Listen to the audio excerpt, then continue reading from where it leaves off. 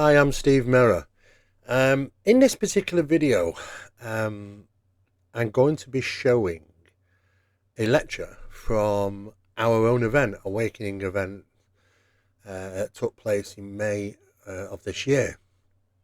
And my good friends and colleagues, Nick Kyle and his wife Sarah. Now, most of you might know of Nick Kyle through quite a number of my videos that I've had on my channel.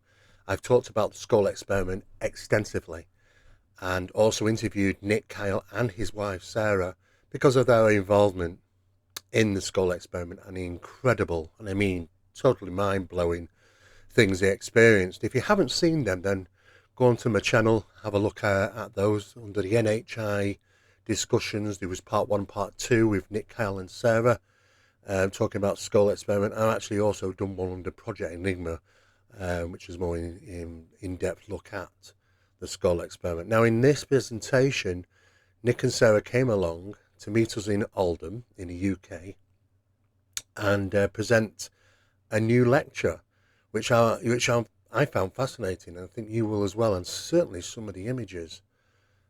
So please don't forget to like, share and subscribe because it's really needed for this channel, and I hope you enjoy the video.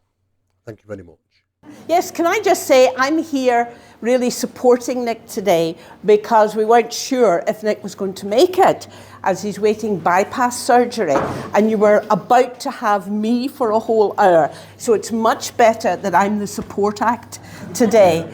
It works much better and he keeps me right. So if you watch the eye contact, you'll pick it up. You'll know what's going on. Yeah, I'm supposed to be getting a triple heart bypass on Monday, and on the way down here yesterday they phoned to say we've got a guy in a worse state than you, Nick, so we're going to give him your bed.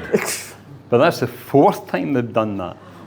So it did occur to me that you might be saying, hold on a minute, if you're waiting for open heart surgery in the next 48 hours, why are you coming to a conference to speak? Well, here's the reason. Because I made a promise that if I was given unequivocal evidence, transformational and life-changing experiences, I would go anywhere and tell anyone free of charge. And I've kept my word for 30 odd years. And I thought, if my son was sitting in this audience, or my daughter, and this was the last thing I had to say to them, this is what I would say in this hour. And if I didn't have an hour, this is how I would sum it up. There are discarnate intelligences able to communicate, and for some people it's normal. It's every day almost. And if that's not you, work at it, because it's there to be experienced. I've written a postcard, posted it to my son in case I didn't make it on Monday. And it simply said, there is more to life than you can measure. Go find it, because it exists and it wants to be in touch. It wants to communicate.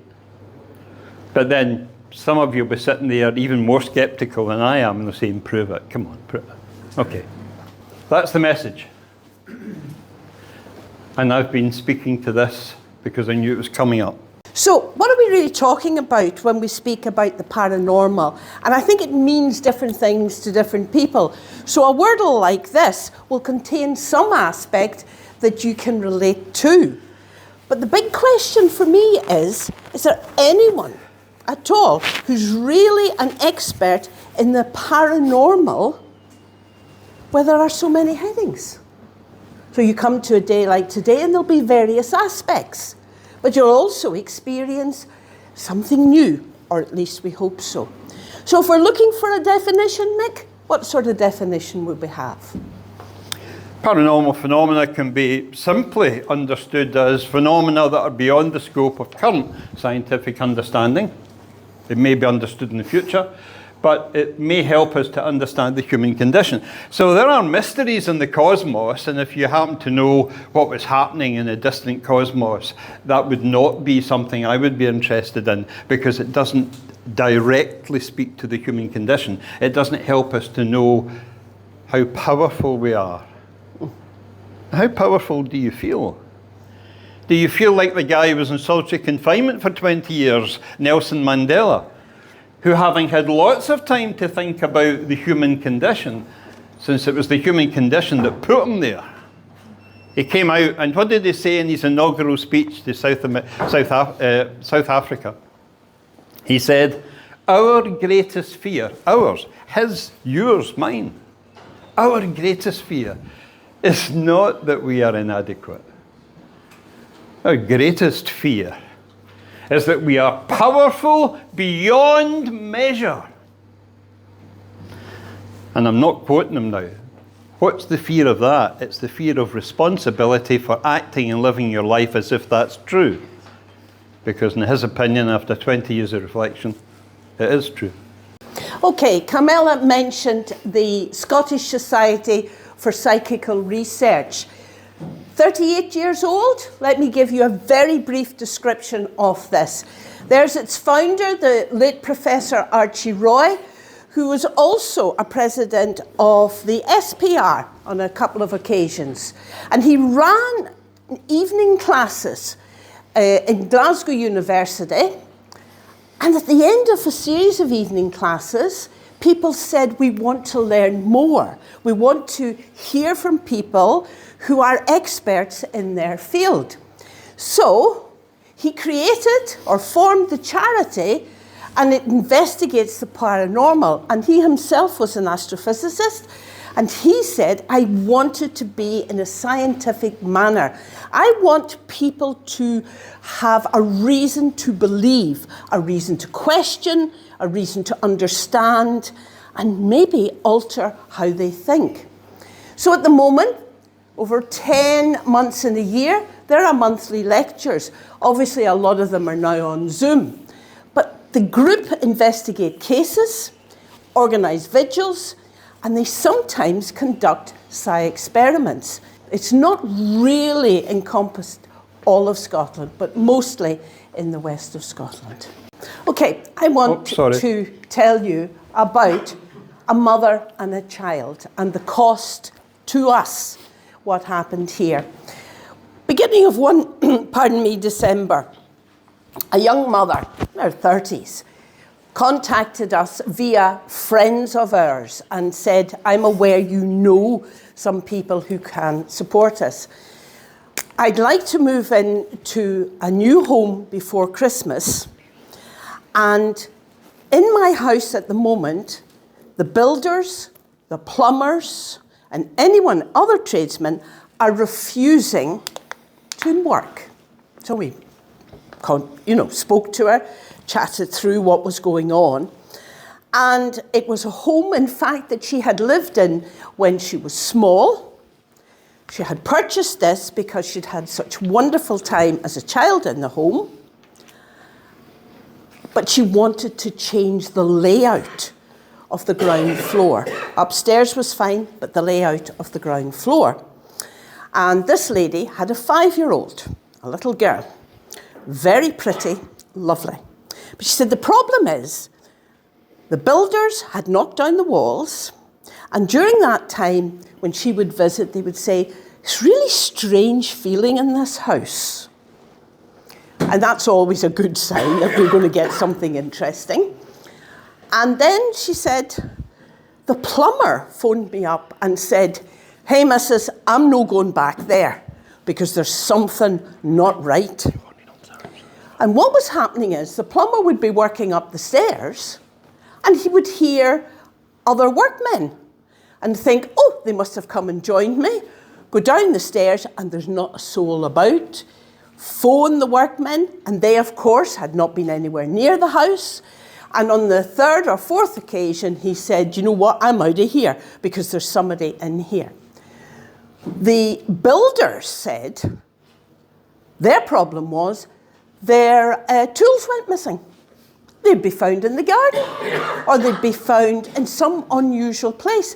So everybody down tools, and that's when she contacted us. So in we go. You could see just any house with renovation, it was indeed a mess. No problem where that was concerned. But we went upstairs, and in one of the bedrooms, there was a dark entity in the corner. Now, I'm fortunate enough I can see spirit. Nick hears it a lot and occasionally has an idea of what's going on with that. He'll hear plenty, but I'm the one that can see it. Tall gentleman in the corner, and he said, I like it here. I'm having fun.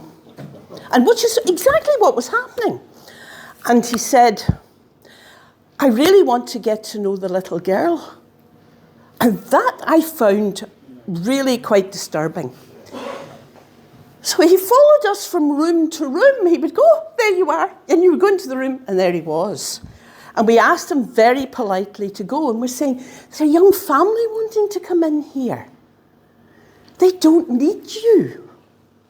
And what subsequently transpired is that it was the same person that apparently the new lady owner of the house had experienced when she was a child, because we talked to her about it afterwards. He wanted to get to know this child, and he refused point blank. No, you're not putting me out of here. I like it. I want to be here. And one of the things that we have always said is we will never bring anything home with us. We do not want anything to attach itself or come into our home. And that's, I think, the first, probably the only time you made the decision and said, come with us, we'll talk to you. You might have more fun in our house. And we brought him home. I was not a happy bunny, and it took us 2 weeks and a lot of strong Irish language to get him to leave. His name was Patrick.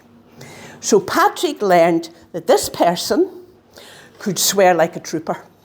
He would come through Nick and talk to me. He wanted company. And it took 2 weeks to get rid of him. But the house was fine, and the family were able to get in by Christmas. They had returned. There were no issues. And since then, they have reported nothing.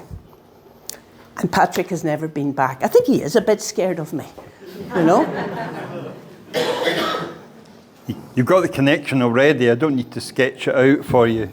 If you're Irish, equals trouble. I took part in a town hall vigil, a charity event, and I was paired up with a member of staff whom I'd never met before, we were placed in an upper room with a bay window onto the main street, and we're sitting in that town hall at roughly 1 a.m, and she leans across and she says to me, I'm very sceptical, you know. I said, well, you're good company, so am I. And she said, no, I don't really believe in this. I'm only doing it to support the charity thing.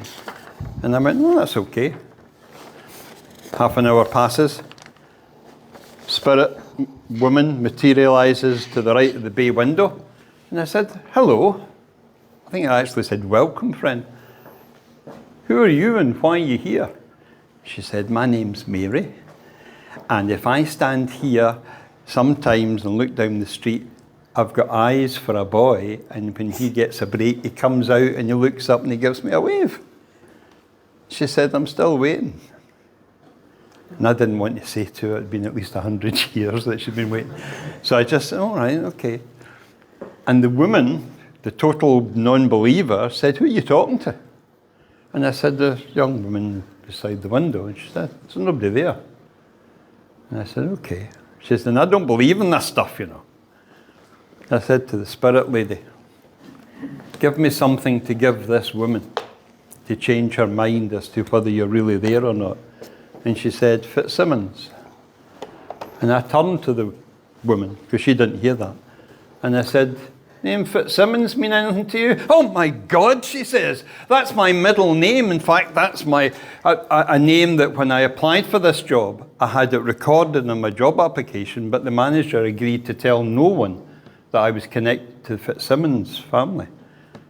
How did you find out? Did she tell you? Because I'm going to have words with her. And I said, no, she told me. But I thought it was interesting, because what does that tell you? It tells you that a ghost or an apparition or a spirit communicator knows stuff about even total non-believers and skeptics that we don't normally ask them to reveal. Unless, of course, you're in the business of mediumship. Please don't get me started on mediumship. No. The vast majority of mediums are not as good as they want you to think they are. But see, when you meet a genuinely gifted medium, you probably miss a breath. Your heart will change. But more of that later. So, 30 years, what conclusions have we come to? And here are the 4 trends, and I'm sure any investigators in this room will agree. And if you don't, I'd love to have a chat with you. No matter which cases we've attended or ones as a case coordinator I have dealt with through the SSPR, trauma. And trauma isn't just death. It can be birth, it can be house move, it can be divorce. I've known people where it's marriage that's trauma, but it's something you can track back. You can trace it back. We all know about the adolescent. Hormones are crazy at that time in their lives, and they don't know what's happening. But it's as if they have light bulbs on top of their head, and there's a beacon there. Come and get me. Come and I'm here. I'm open to everything. Renovations, very common. The renovations, the first 2 stories there, houses being worked at to create modern life, modern living. And sometimes people ask, and then they can't deal with what's come into their lives. They're wide open, they're saying, come, I want to know more about you, and they don't know how to handle or manage such situations. And they phone in desperation. Because it's hard to admit, I asked for this to come, but I really don't want it because I don't know what to do with it. I'm going to give you a few slides and whiz through a number of questions. We don't have time to discuss the answers, but I want you to reflect on your answers to these questions. And the first proposition is that you don't see reality the way it is. And I know there'll be people sitting there saying, how do you know? You don't even know me. Because I think you see reality the way you are. And there's a ton of evidence out there to suggest that. Your expectations, your culture, your education, your bias, all influences what you see. You'll have heard of the famous psychology experiment where the guy in the gorilla suit walks into the middle of the basketball game and people don't see him because they're asked to count the number of times the ball's bouncing. It's about what you perceive is partly what you prioritize and expect. As a linguist, I learned that all meaning is an act of creation, but that goes further than just words. Everything that you say has meaning has been created in here. That doesn't mean to say there's not anything out there, but this is where meaning is created. Ask yourself, what are your major influences? You've got very limited senses. Everybody knows that you're influenced by the environment that you're in. Different environments can produce different things. That's why we go on holiday, which doesn't always work. I've mentioned education and interests. Culture, mass media, more than ever. You know, in 1987, there were only 60 commercial websites on the planet. Now there are millions and billions of users.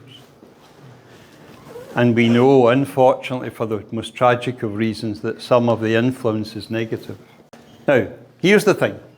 Not only do these factors vary between people, different people can look at the same thing, experience, and come up with different interpretations, but it varies in each person over time. If I was to show you a text, sir, and come back 6 months from now, it would be very likely that your understanding of the text will have changed according to what's happened to you in that intervening period. So it varies between people and it varies inside the same person. And yet we try and establish some sort of continuity. This guy, world-renowned psychoanalyst, psychiatrist, Dan Siegel, has written some interesting books. I'd recommend them. He says, this world that you are sensing, call it spirit maybe, or call it just the everyday world. You've got 5 senses, right? Except each one is inadequate. You think you've got good eyesight? No, just show somebody the wavelength of available light. You don't see ultraviolet very clearly, you don't see infrared and so on. You think you hear well? Well, of course, you don't need to have a hearing aid like my mother, but you won't always hear spirit talking to you when they are. I remember over in Italy, a spirit girl said to me, I've been speaking and shouting into my parents' ears for 6 years, and they've never shown any awareness of me speaking to them. You walk through the door and you can hear me, so there's an opportunity for you to pass on a message. Incidentally, her message was, for God's sake, will you go and see a medium so I can talk to you? That was it. But she had said it in Italian. Dan Siegel says there's more than 5 senses to sense this reality that you claim to be in touch with. He said there's a 6th sense, and he includes in that interior senses, you know, the gut instinct, the hunch, and he says, and of course it all depends what you're giving your attention to. Certain mental activities will enhance your conscious awareness and your sensitivity, and others might go against it. And you've got to consider drug use, meditation, psychedelics. So maybe there is a 7th sense in terms of mental activities. But then I began to learn, because Dan Siegel wanted to say, but there's an 8th sense. And I'm saying, what's the 8th sense? Well, I've given the game away, because I've said it's interconnectedness. Interconnectedness. We're all connected. It doesn't matter whether you believe me or not. We are all interconnected, not just because we're made of the same stardust, same chemicals. We appear so very different. But that sense of being connected to the spirit world or other people or plants or animals is something that will change your perception of reality. Do we have 8 senses? I told that to Sarah and she had a reply. I think there's a 9th sense. And then you're going to laugh. It's common sense. Because I think we have to be really careful and really wise and use our common sense. And use it carefully and regularly. He just laughed when I said common sense. I thought it was Irish. Oh. And while we're thinking about our lack of awareness and the fact that we're half asleep most of the time and we're full of survival busyness and trivia and filling our lives with habit and routine that don't actually contribute to our conscious awareness, you've got to think about, who are you? Ask yourself, who am I? If I was to say, who are you, what would your name be? Yeah, and I would say, Tammy, you're not your name. That's at the peg that we put you on. And I would say, are you, what's your occupation? Administrator. Administrator. No, you're not your occupation either. You're bigger than your occupation. You can change your occupation, but you're still a different person. You know, they're still, in a sense, the same person doing a different role. And then you say, well, I'm a girlfriend, a lover, a wife, a husband, and I would say, no, these are your roles that you've chosen in life. You're the bearer of those experiences. You hold the thoughts. You experience the feelings. But who's the you that does that? I don't even know if we know who we are, really. I think we've been educated to think we're just little cogs in a big wheel. And there's a man there that knows differently, because I've spoken to him about it. You can expand your conscious awareness simply by doing it. perhaps with dedication and training, discipline, blah, blah, blah, but it's available to you, it's within reach. And if you're not doing it, you've got to ask yourself why. Spirit once said to me, you've forgotten where you came from. So you've forgotten why you're here. And you're even forgetting, with a heart operation, where you're going to return to. So why is it a surprise that you lack purpose and that you don't have a strong direction and focus and motivation in your life? You don't even have a perspective because you don't recognize how powerful you are. And I thought, well, that's quite good, I'm quite powerful. But it applies to everyone. And you know, we live in a constantly changing present. You overthink what you cannot change in the past. We get anxious about the future, and most of us submerge even these thoughts, and I'm getting a wee sign to speed up. Yep. Your ego won't like any of this. It wouldn't surprise me if some people are sitting and they're saying, Nick, I don't like what you're saying. Well, your ego's job is to defend the status quo. So just recognize that it's your ego that's causing you problems, no me. Corroborated evidence part 2, personal experiences. This is me. I get a chance to speak. I want to talk to you about this lovely lady. Her name is Mags, or her name was Mags. And I was sitting in the living room one February evening, dark, waiting on this man coming home from a meeting. And a lady appeared in the dining area part of our living room and walked towards me. And I wasn't afraid, it just happened. And telepathically, she's talking to me saying, I am really worried about Margaret. I'm really, really worried. Now, this was a little lady, small, and just like anyone's granny. You know, cardi, trousers, etc. And I have an aunt who has MS and a few other related illnesses. And Nick's mother is called Margaret. So when he came home, I told him about this experience. And he goes, so you don't want to phone somebody up and say, are you okay? Because I've just seen someone who's telling me they're very worried about you. But we found out that both were fine, as well as they could be. About 3 nights later, could have been 2, could have been 4, a friend of mine who's living in London called and said, my sister Mags has just had a terminal diagnosis and she's been given less than 6 weeks to live. It came completely and utterly out of the blue. And indeed, in less than 6 weeks, Mags had passed on. But Mags' mother always called her Margaret. But I never knew that because I never knew them. Mags had moved out of the home long before I ever met her mother, and I never, in fact, met her grandmother. So my friend, this was at Easter time, we went to the funeral, which was in Dublin, and about June, my friend came to see us and said, it's so sad, the two of them hadn't spoken for years, and they had just gotten back and created a relationship again about 3-4 months before all of this happened. She came to us and said, I know that Nick sometimes, and she says, speaks to dead people. I'd like him, when he comes in, could he possibly see if he can get Mags? To be honest, we were in the middle of huge renovations in our house, and walls were coming down, walls were going up, and anyway. So Nick arrived home, and he said, right, we'll go and we'll sit quietly in a room. Now, my friend is weeping, and you discovered that you had a connection. Do you want to tell what happened? The quick version? Quick version. Is that you, Mags? And she said, yes.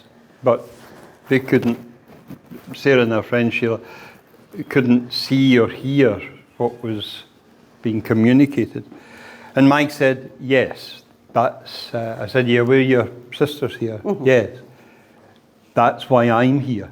I thought, okay, right. And I said, so I turned to Sheila and said, what do you want to know from Mags? Is she in heaven? Where is she? And is she happy? Did you hear that, Mags? Yes. So what's your answer? She said, well, I'm not in heaven. She said, but I'm in a really good place. She said, give me a bit of time and I'll see what I can do. Now, I didn't know that she was one of these troubleshooters for a national company. She'd be sent into a branch to either close it or turn it around in a week or two. I never knew that, but that was her little in-joke, you know. No, I'm not in heaven, but give me some time, see what I can do. And then I said, are you happy? She said, oh. When I arrived on the other side, there was a welcoming sort of reception committee, family and friends and people that had gone before me, and it was great, and there was hugs and there was kisses and lots of laughter. Good. I turned, and Sheila said, that's good to know. And tears were running. She says, Nick, I know you wouldn't deliberately deceive me, but maybe somehow you're mistaken. How do we know it's really Mags? And I had no idea how I was going to prove that. So I turned to the empty space and I said, Mags, did you hear that? Yes. She spoke to me as if I was a stupid kid, still a stupid kid. And I said, so what's your answer? And this is what she said, almost word for word. Tell her that when I went to the other side, there was a welcoming group, a reception committee, if you like. And they made me feel very welcome. And I said to them, I was wearing bright red high heels, car-to-bar shoes. Sarah says that she called them car-to-bar shoes. She said, and I said to the group, is it okay to wear these here? And the guy said, well, you can if you want, love, but nobody's going to hear you coming. Now, yeah, a little titter. I looked. The tears were running down Sheila's face. She had put bright red high heels on her sister's corpse before the undertaker screwed down the lid, and she made him promise not to tell anyone because she thought the rest of the family might disapprove. That was all my friend needed. She now talks regularly to her sister. Has a monkey puzzle in the tree in the garden because that was her favourite tree, and we were able to tell her put that in. The second dark picture here is from an incident that involved Nick and one of his close friends. I was present. We were scouting for an old house for a documentary further up the west coast of Scotland.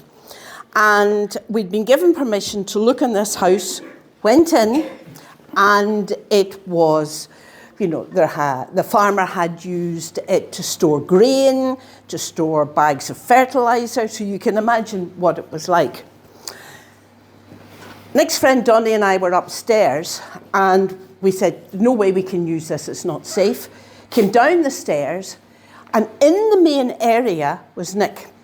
And literally behind Nick, there was a black mass like this, like a black cloud, so of particles. I mean, somebody might say, oh, it looked like a swarm of flies, but it wasn't. And it was stinking, absolutely stinking. And it wasn't the smell of a farm. We said, it's time for you to move. Get out now.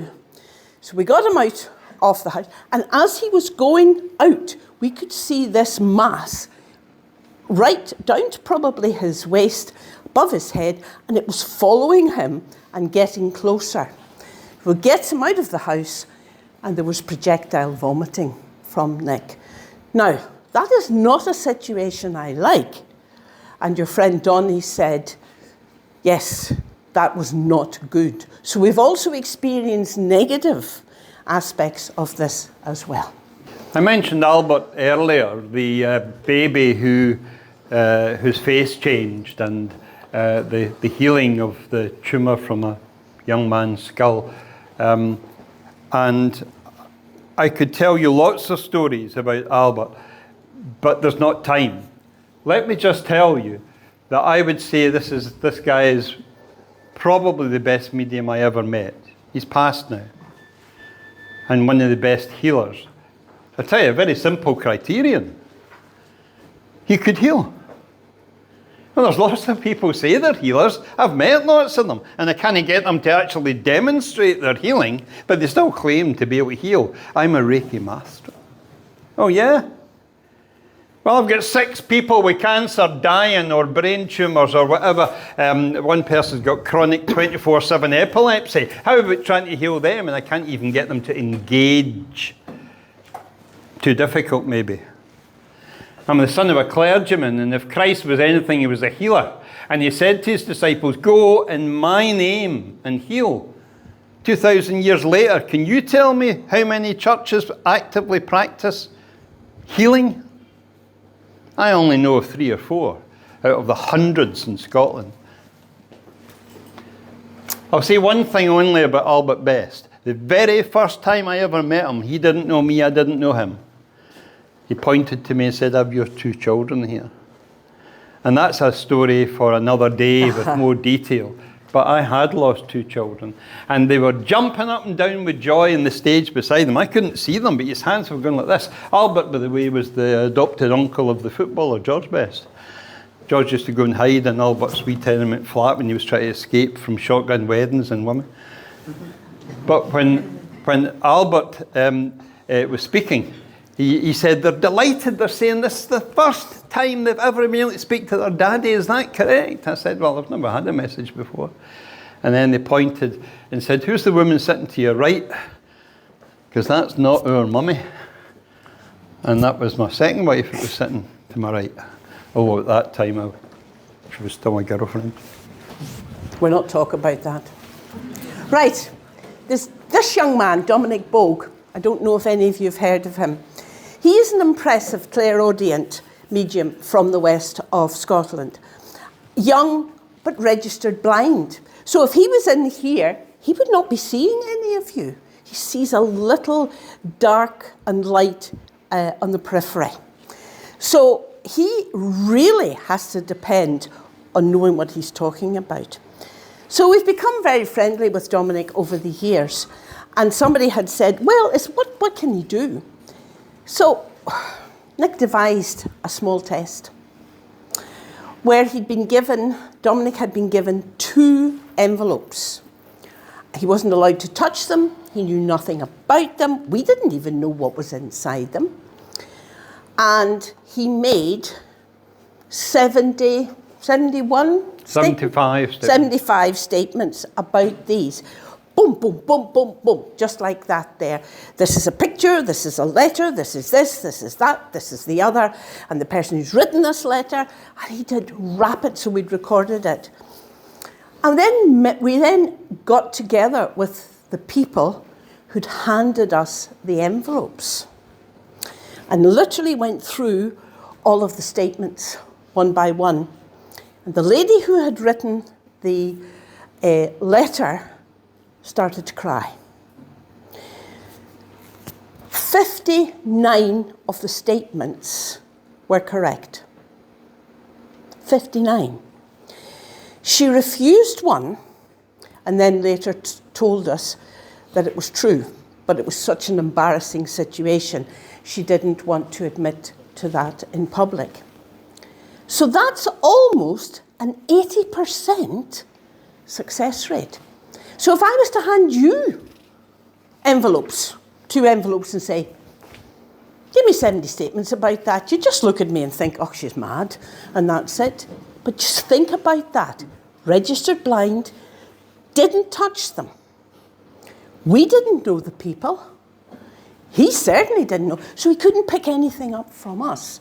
So that's how impressive this young man is. He's touring America regularly now. That's important for him. Okay, I hear a lot of nonsense spoken about orbs.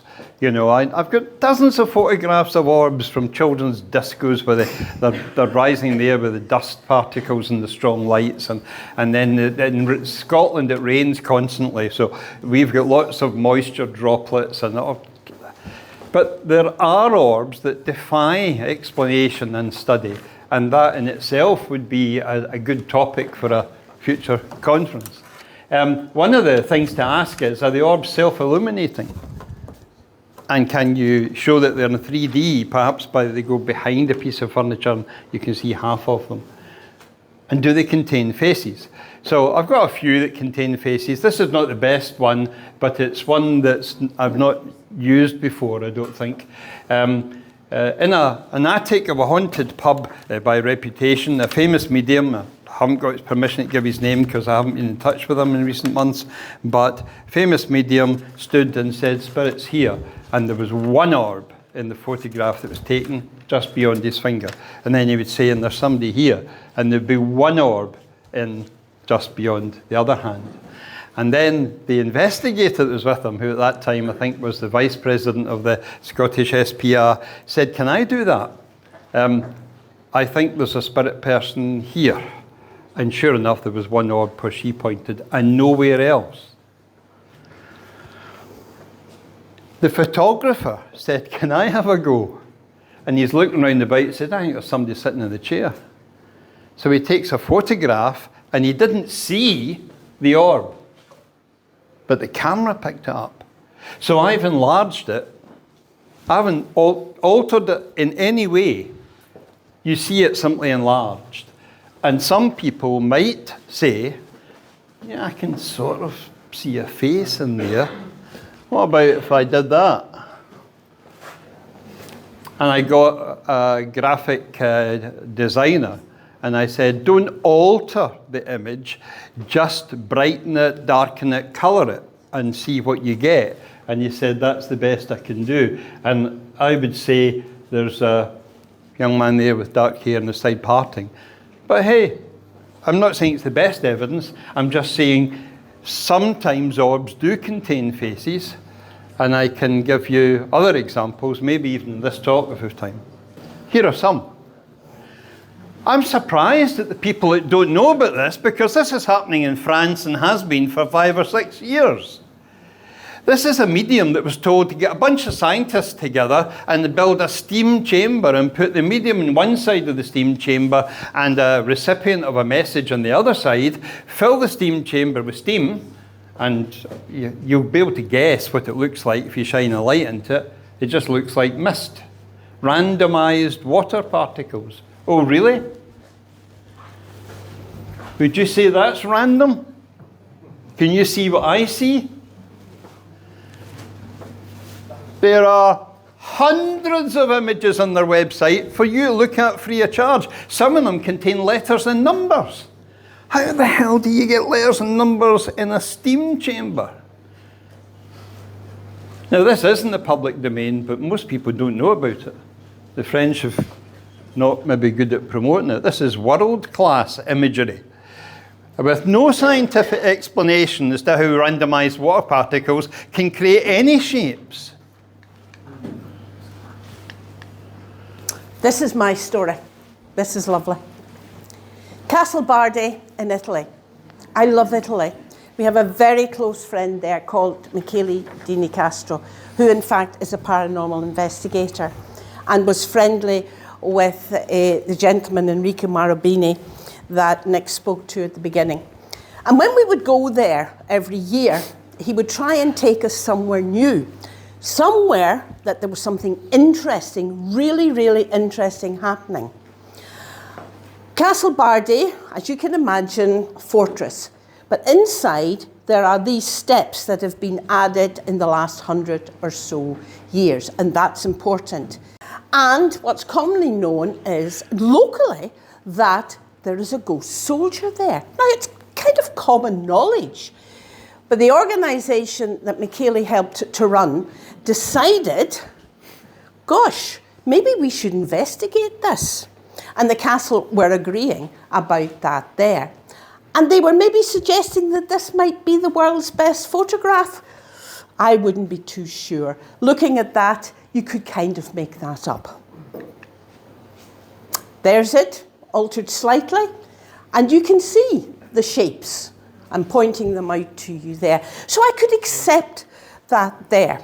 But then Michele went on to explain what happened. Double ring of security, that's the castle staff and the organisation staff. And this is what they saw. They had the infrared camera, which is your first picture, but unusually they had a thermal imaging camera. And the thermal imaging camera produced this. And you'll know about heat, and you'll know how it appears on a thermal imaging camera. And this is the reason why people say this may well be the world's best ghost photograph, because it looks as if there's a trauma wound here where someone has been hit. Now, he's moving me on quickly. Right, the curiosity is that people are saying, but where are his legs? And then, of course, they realised these steps had been added only 100 or so, or a few hundred years ago, which is a real situation. But the size, what about the size? That doesn't look much like a soldier, does it? Looks like a wee mini soldier. But what we've discovered is, Michele, who doesn't look like this anymore, they started to compare the two and look at the history. And there you can see, on the left-hand side, how they've pulled it together. And it's the fact that Michele's 5'8", that soldier is about 50, maybe 60% smaller, and they worked out that these stairs had been added and that he was standing on a landing, but not the landing that we see today. Now, Michele would say that, as far as he was concerned, this was trauma, the arm with the thermal imaging camera, and to this day, Michele will tell you, as far as he's concerned, this is the best ghost photograph that he has ever come across. And he's linked to investigators all round the world. But it's something we can explore at a later date. There's a Yorkshireman, a controversial guy. Bill Rook's his name. He's given me permission to use his name, but he goes by the alias Alien Bill. Alien Bill has thousands of photographs that he's taken pretty much on his own late at night in his garden, local farmers' fields, the back of churches, car parks, that sort of thing. And he has thousands of anomalous images, of which I would rate about a dozen, maybe 10. And here's the reason. Because Bill can say whatever he likes. If he's the only person there and he's the only person with a camera, what is it that we are seeing? Well, this is what Bill's saying. You got a photograph of that and he thinks it's a fairy. I thought it might be a daddy longlegs. But when you measure the fairy against the background, it's more than a foot long. So it's not an insect, because you've got the point of reference of the chimney, the drain pipe in the corner of the church in the background.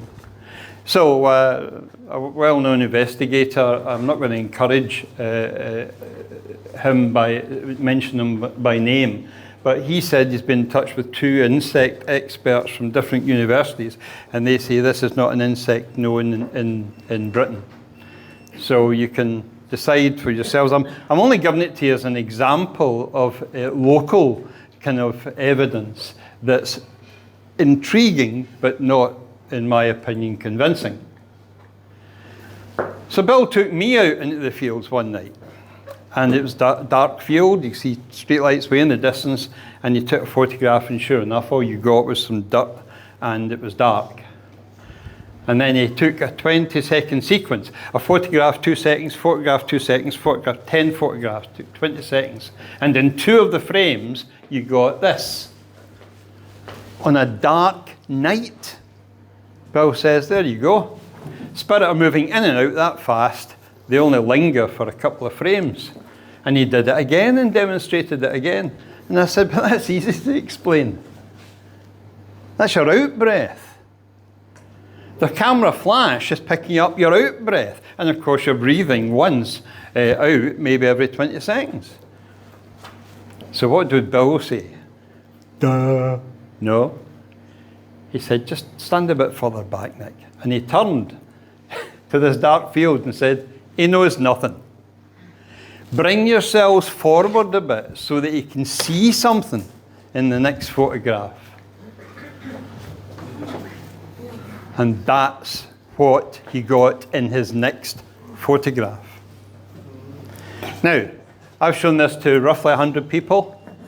Every single person, bar one or two, can say, well, I'm not sure what it is, but there's a face of some kind in the top right-hand corner, so I enhanced it just a little bit.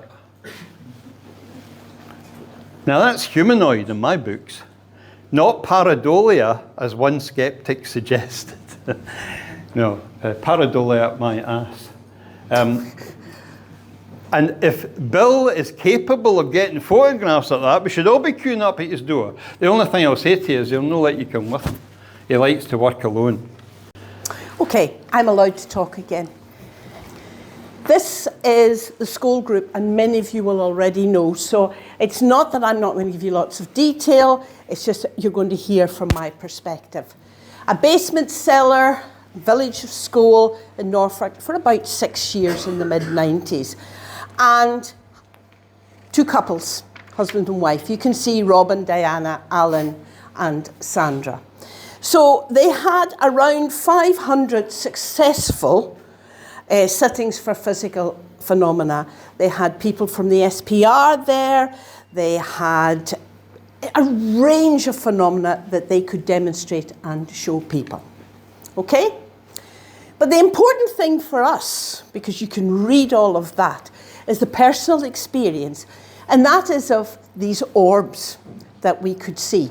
Now here they're not in colour, but when we were in the cellar sitting, the orbs were about this size, and they had a creamy green tinge of them.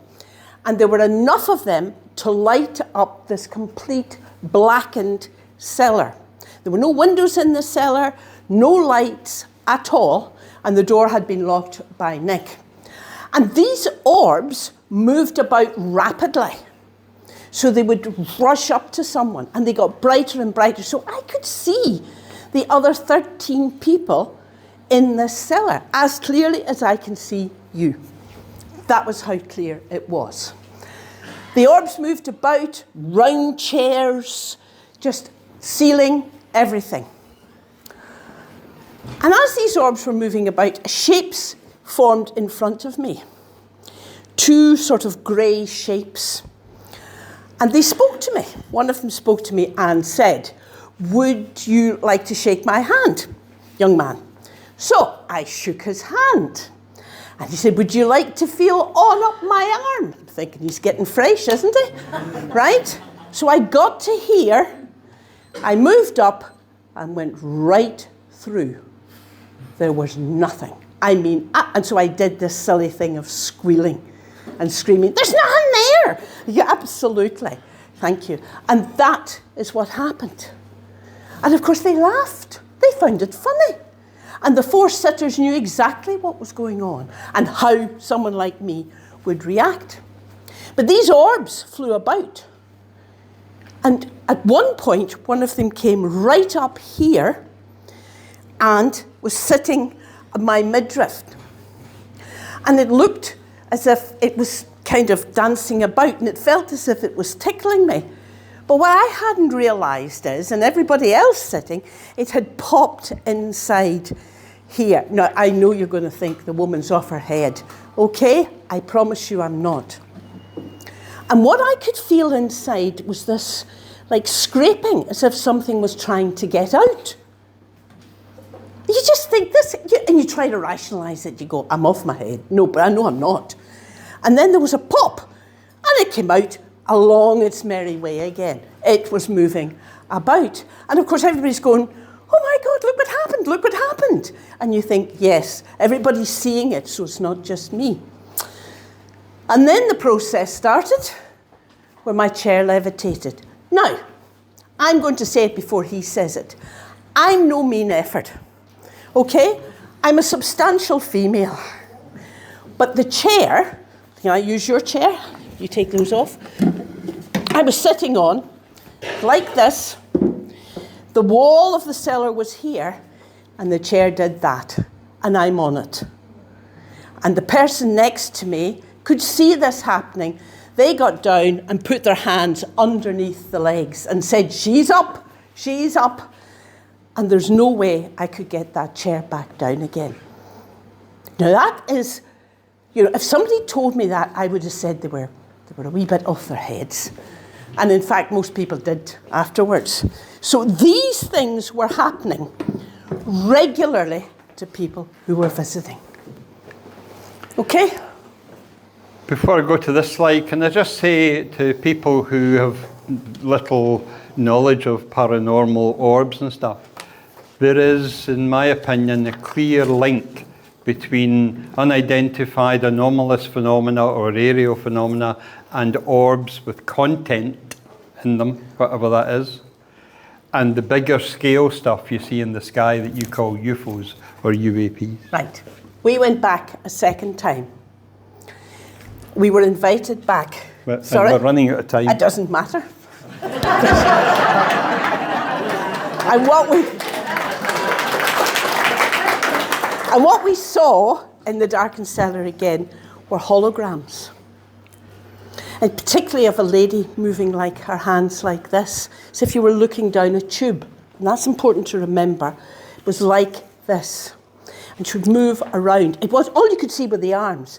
You think of a Victorian or Edwardian lady, beautiful hands. And that's enough. And then lights joined and shapes emerged.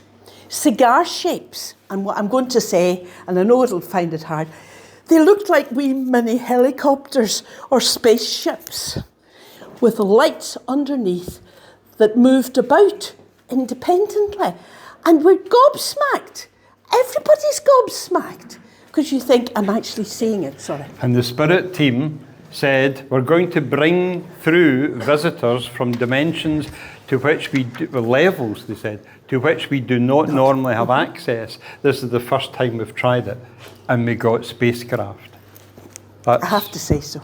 So I want you to be aware of that connection. Just because it happened in somebody's house doesn't mean to say it's not connected to that out there. And if you think about it, if Stephen Greer's correct about group consciousness, what have you got in a seance? Group consciousness. Now, the good news is, we spent 10 years experimenting with the school methodology without much success. 10 years. Meeting at least once a week. A medium came along and said, this is what you're doing wrong, Nick. You're using your mind without emotion. Use emotion. Have that joy, that enthusiasm, and lift the vibration, and you will get phenomena. And we've been getting phenomena ever since doing that in Scotland, in which the school phenomena are still the best, but we're approaching similar phenomena. I'm going to skip this slide because originally I had sounds of a little girl, spirit girl, that I thought were good examples of EVP. And this guy here does merit your attention, just not today because we're short of time. But for those of you who have a scientific bent or are interested in meta-analysis by eminent statisticians, Dean Radin says the real magic is already out there. It's just science doesn't want you to talk about it, but it's been done. The odds against these things being due to chance go into billions or trillions of to one. So I'm just going to finish. This is a skull image from the skull experiments. This is blue, and he speaks. And he was caught in video, but he didn't turn up when we were there. Einstein, everything is energy. And that's all there is to it. Maybe there isn't a divide between ghosts and apparitions and spirit communicators and energies from other worlds and UAPs and UFOs. Maybe it's, as Dan Siegel said earlier, it's about we're all interconnected. And if we were to build on that, here's the word that I'm currently using. Co-creation. Co-creation is what it's about. You want phenomena? Change yourself, and you might get more phenomena.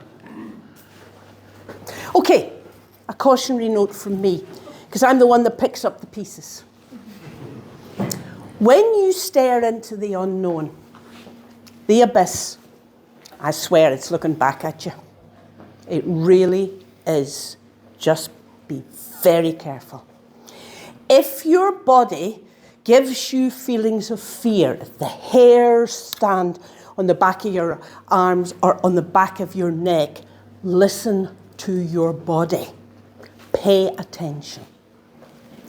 We are not certain if all the entities that we encounter are who they say they are.